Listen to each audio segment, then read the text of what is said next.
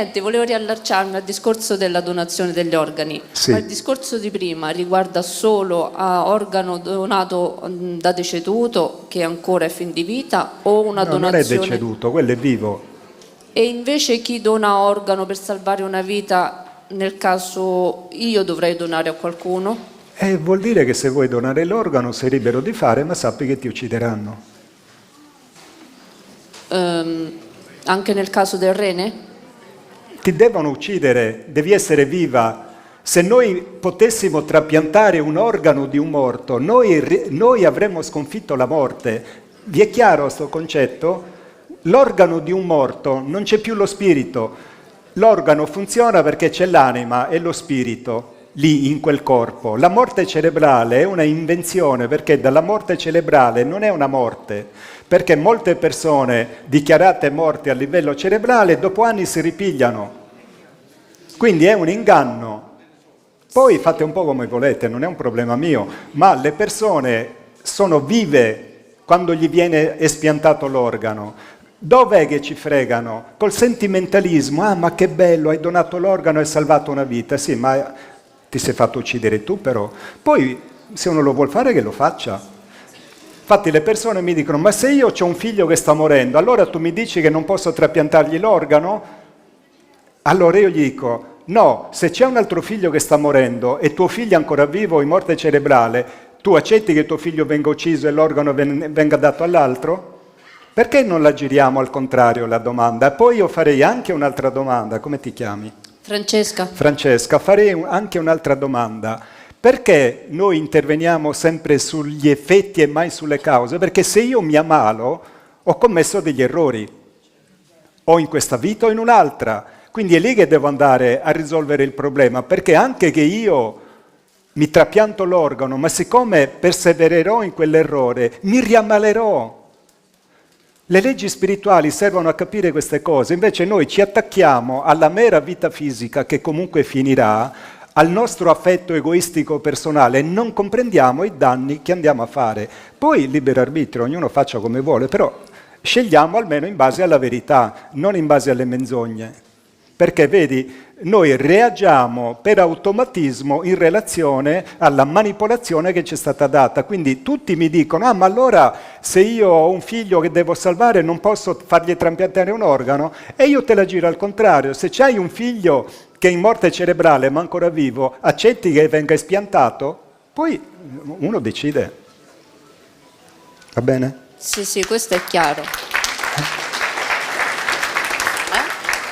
Poi se la morte non esiste, io non devo campare per forza, perché il trapiantato deve pigliare a vita farmaci antirrigetto.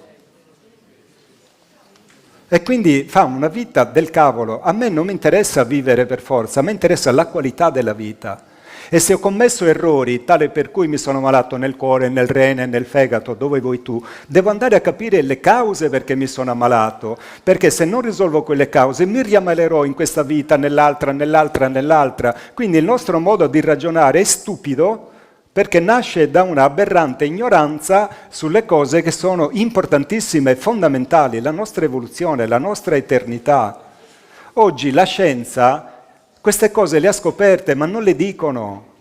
La luce che noi emaniamo, luce pulsante, si può filmare. Noi non siamo questo pezzo di carne morta che prima o poi finisce o bruciato in una bara, noi siamo qualcosa di molto più nobile e alto. Siamo un'entità intelligente eterna. Ma queste cose non ci dobbiamo credere perché ce l'ha dette qualcuno, Caria o il prete o il Papa.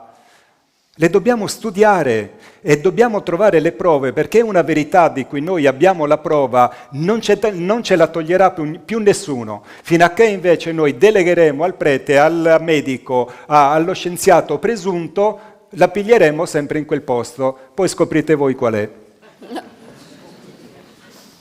Quindi la donazione degli organi è un crimine perché è diventato un business gigantesco. Sai quanti militari ucraini feriti sono stati ammazzati per donare gli organi ai riccaccioni che con le loro vite dissolute si fottono il rene, il cuore, il fegato e tutto?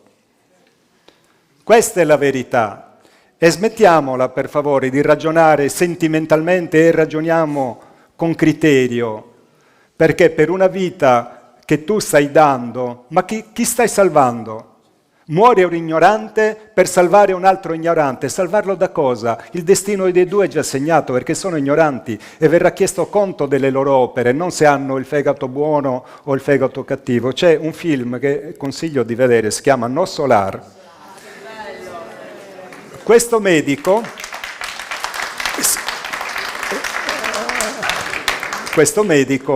non sono aggressivo con te, tesoro, però non vorrei essere frainteso, perché la condizione media anche la mia, io prima di incontrare il mio padre spirituale ero un coglione, sai, hai presente un coglione, anzi 2 coglioni in uno ero, perché c'era lo sconto, poi mettiamoci il bip ragazzi.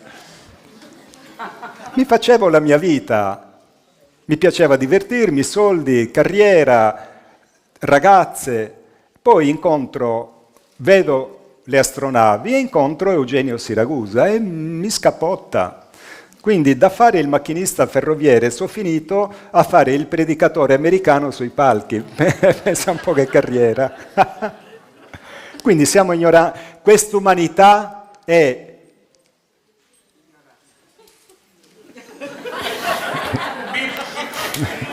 Questa umanità fa schifo.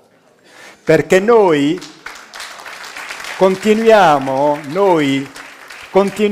a farci i cavoli nostri, mentre il nostro governo dà le armi a Zelensky, dà le armi a Netanyahu, crimini spaventosi, genocidi. Ma che gente siamo? Allora, non mi interessa questa vita. Mi interessa combattere con le armi della conoscenza affinché l'essere umano cambi. Chi c'ha voglia? Gli altri, zi loro. Non è un problema mio, libero arbitrio. Io posso solo offrire una conoscenza perché mi è stata data. Cioè mi sono fatto un sedere così per acquisirla. Libero arbitrio, ho fatto questa scelta. Ognuno faccia la sua. Ma...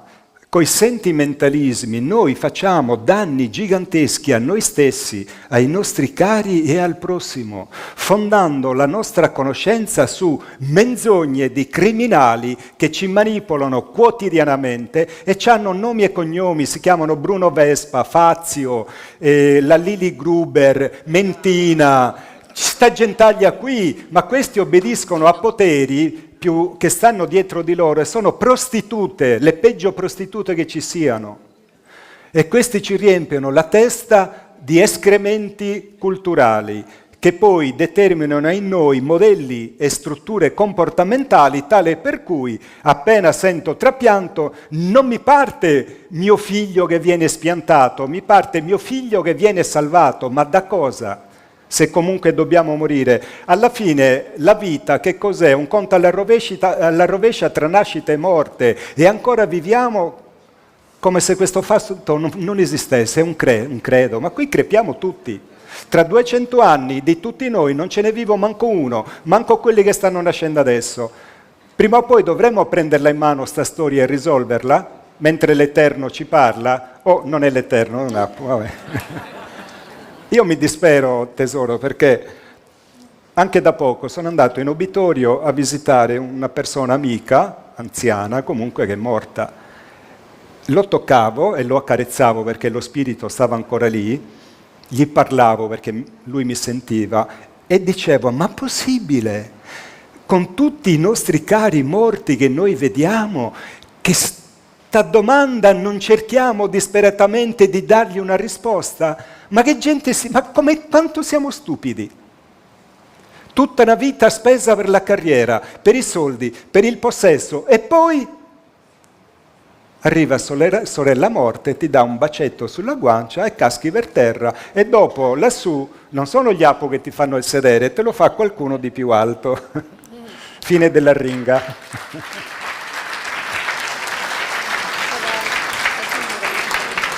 Questa gente, la Meloni, Zelensky, si stanno preparando un futuro per la loro vita nell'aldilà e per le prossime loro vite spaventoso, non sanno a quali guai vanno incontro.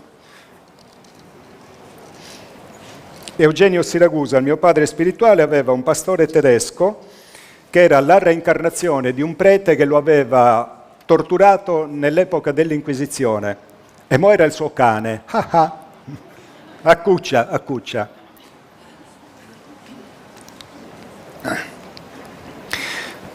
In questi libretti e in altri si parla di queste cose, vengono spiegate. Il fatto di fare le guerre, di aggredire i popoli per rubargli i beni, sono guai spaventosi per chi lo fa.